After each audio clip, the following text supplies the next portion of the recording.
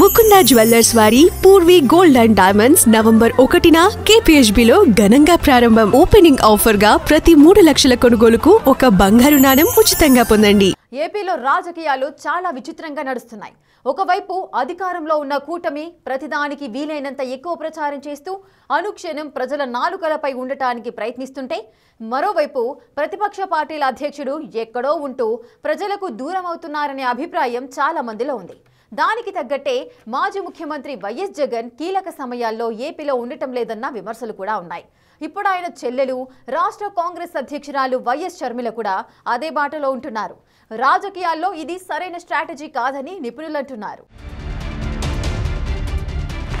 2019 ఎన్నికలకు ముందు తాను అమరావతిలోనే సొంత ఇల్లు కట్టుకుంటానని చంద్రబాబు ఆ సాహసం చేయడం లేదని పదే పదే చెప్పుకున్న జగన్మోహన్ రెడ్డి 2024లో పార్టీ ఓడిపోయాక వీలైనంత ఎక్కువ సమయం బెంగళూరులోనే ఉంటూ ఉండడంపై వైసీపీ నేతల్లోని అసహనం వ్యక్తమవుతుంది. వైసీపీ నేతలు ముఖ్యమైన విషయాలు జగన్ తో చర్చించాల్సిన అవసరం వచ్చినా ఆయన అందుబాటులో ఉండడం లేదు. లేక రాష్ట్రంలో ఏదైనా అవాంతరం వచ్చినా వెంటనే రియాక్ట్ అవ్వాల్సిన సమయాల్లో బెంగళూరులో ఉన్న జగన్ తాడేపల్లికి వచ్చే వరకు వాళ్ళు వెయిట్ చేయాల్సి వస్తుంది. నిన్న మొన్నటి తుఫాన్ సమయంలో కూడా ఆయన బెంగళూరులో ఉన్నారు. విజయవాడకు రావాల్సి ఉన్న విమానాలు క్యాన్సిల్ కావడంతో ఆయన రాలేకపోయారు. దీన్ని ఆయన రాజకీయ ప్రత్యర్థులు విమర్శిస్తున్నారు. దీనివల్ల జగన్ రెడ్డి ప్రజలకు, పార్టీ నేతలకు అందుబాటులో లేకపోవడం విమర్శల పాలవుతోంది.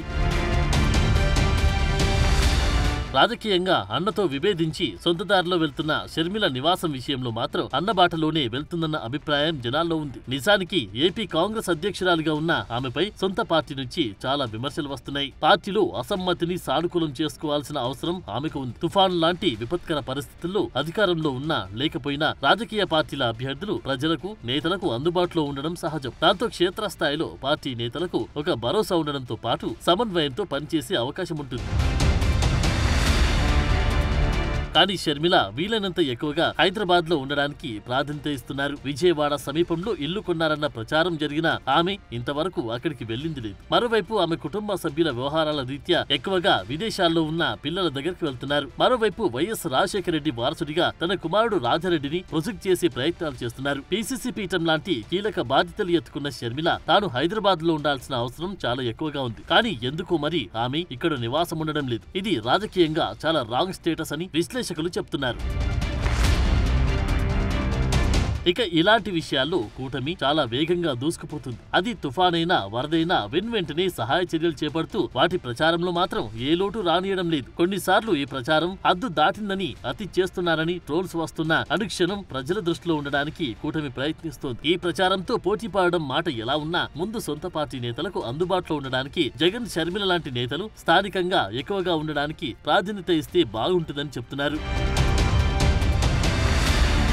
కమ్యూనిస్టు నేతలు కూడా ఇప్పటికీ వరద ప్రాంతాల్లో పర్యటించి వచ్చిన పరిస్థితులు. దివంగత ముఖ్యమంత్రి పిల్లలు 2 వేర్వేరు పార్టీలకు అధ్యక్షులై ఉండి ఇలాంటి విషయాల్లో వెనుకబడడం రాంగ్ స్ట్రాటజీ అనే అభిప్రాయం చాలా మందిలో ఉన్న మాట వాస్తవం. మరి ఇప్పటికైనా జగన్, షర్మిల ఆ దిశగా అడుగులు వేస్తారో లేదో చూడాలి.